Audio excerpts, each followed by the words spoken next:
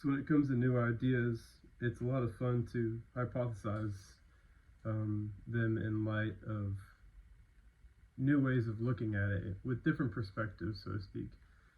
And the only way you can really look at things with different perspectives is noticing what you're assuming to be true.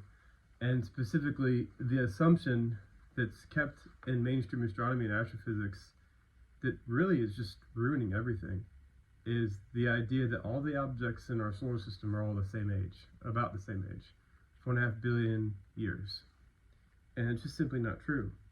All the objects in our solar system are all different ages, for the most part, especially the large objects. Now, specifically, I wanted to discuss this for a quick second here. Hello, Celeste. Because I watched the Demystify Psi conference and Robitaille's talk about precession with Mercury, and he almost mentioned something about how he believes Mercury formed, like something about ejecting matter from the sun. And I was like, well, what's going on here? Are you going to talk about your theory of planet formation? Yet it just sort of dropped off the map there, and I was like, oh wait, what happened? And one big hurdle I think he's going to have to overcome in order to do the planet formation model right is to realize that assumption that all the objects in the solar system are not the same age. Specifically Mercury and the sun, which he discussed. Mercury, in the general theory, based off of its axial angular momentum, which means how much energy it spins with, not the orbit, but its axial angular momentum, think of like a basketball spinning on your finger, is its Williams number is 0.0971. And I wrote a paper on that, and Earth is about 706. So it has 1/7000th the actual angular momentum as the Earth. So I have Earth up here, which means that's about 4.5 billion years old, and Mercury is down here, which means Mercury is between 19.7 and 32.7 trillion years old. And the sun, I have set at 65 million, but it's probably younger than that. The sun is a very, very young star, and its Williams number is up there in the billions.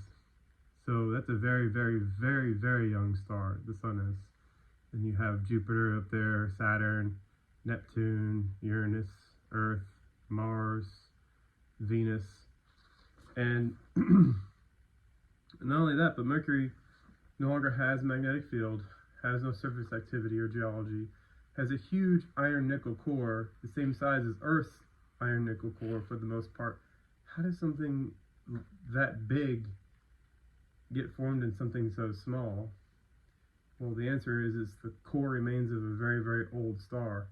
It's basically a very dead, fossilized, old stellar core remains just wandering around the galaxy. It's not related to the sun whatsoever. It's the very, very, very, very end of a star's life, or being that they're not really alive, but towards the very end of its evolution, when it will start, breaking up and smashing up into smaller and smaller bits.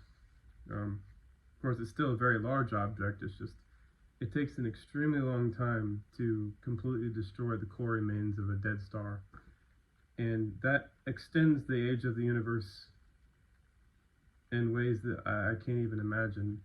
I can't even imagine a million years, much less 19 to 32 trillion years. But that juxtaposition there between the sun being a very, very young star, way up here, and Mercury being an old dead stellar core remains, these are both log scales here, both the age and its actual angular momentum. So you have so much energy in stellar birthing, and it spins down, and it takes that much time for it to spin all the way down and to lose the vast majority of its hydrogen and helium envelope, and even all the volatile elements that it couldn't hold on to, and eventually its atmosphere, and just wanders the galaxy as a cold, dead, fossilized star, a dinosaur star, if you will.